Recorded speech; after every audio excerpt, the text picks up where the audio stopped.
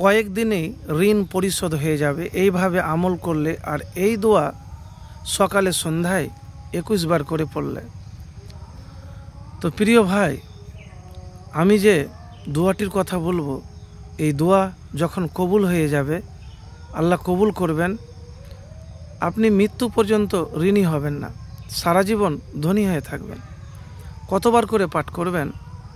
দোয়াটি পড়বেন 21 বার, তার চাইতে বেশিও পড়তে পারেন, কমও করতে পারেন।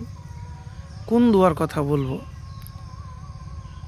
আমি এমন একটি দোয়ার কথা বলবো যা আমার কোনো বানানো কথা নয়, বা আপনাকে গল্প কেসা কাহিনী কথা বলবো না। আবু সাঈদ খুদরি রাদিয়াল্লাহু তাআলা আনহু হতে বর্ণিত, তিনি বলেন, একদা রাসূলুল্লাহ সাল্লাল্লাহু আলাইহি ওয়াসাল্লাম মসজিদে প্রবেশ করে আবু উমামা নামক জৈনক আনসার সাহাবীকে দেখতে পান।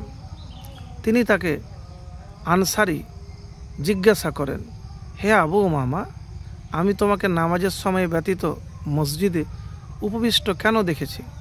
তিনি বললেন, সীমাহীন দুশ্চিন্তা ও ঋণ ভারে জর্জরিত হওয়ার কারণে ইয়া রাসূলুল্লাহ, আমি এই অসময়ে মসজিদে উপনীত হয়ে তা থেকে আল্লাহর নিকট মুক্তি কামনা করছি। নবীজি সাল্লাল্লাহু আলাইহি সাল্লাম তাকে বললেন, আমি কি তোমাকে এমন বাক্য শিক্ষা দিব না যা তুমি উচ্চারণ করলে আল্লাহ তোমার দুশ্চিন্তা দূরীভূত করবেন, তোমার কর্জ পরিশোধের ব্যবস্থা করবেন? তখন তিনি বললেন, জি ইয়া রাসূলুল্লাহ সাল্লাল্লাহু আলাইহি সাল্লাম। তখন নবীজি সাল্লাল্লাহু আলাইহি সাল্লাম তাকে বললেন, তুমি সকালে সন্ধ্যায় এই রূপে বলবে কি, আল্লাহুম্মা ইন্নী আউযু বিকা মিনাল হাম্মি ওয়াল হাজানি ওয়া আউযু বিকা মিনাল আজজি ওয়াল কাসালি ওয়া আউযু বিকা মিনাল জুবনি ওয়াল বুখলি ওয়া আউযু বিকা মিন গলাবাতি দাইনি ওয়া কাহিরির রিজাল। আবারও বলছি আপনাদেরকে, আল্লাহুম্মা ইন্নী আউযু বিকা মিনাল হাম্মি ওয়াল হাজানি ওয়া আউযু বিকা মিনাল আজজি ওয়াল কাসালি ওয়া আউযু বিকা মিনাল জুবনি ওয়াল বুখনি ওয়া আউযু বিকা মিন গলাবাতি দাইনি ওয়া কাহিরির রিজাল।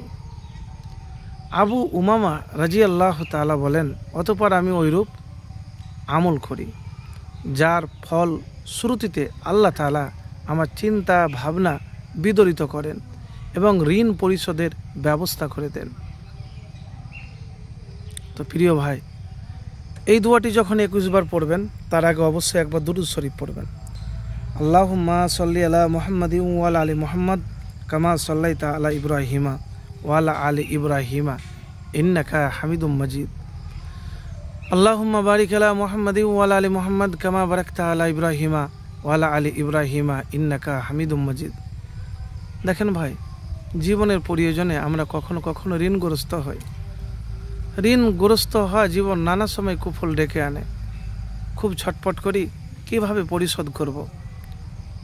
তো প্রিয় ভাই, আল্লাহ সুবহানাহু ওয়া তাআলার কাছে যদি প্রার্থনা করেন, দোয়া করেন, সাহায্য চান, বারবার চান, ইনশাআল্লাহ ফলাফল পাবেন।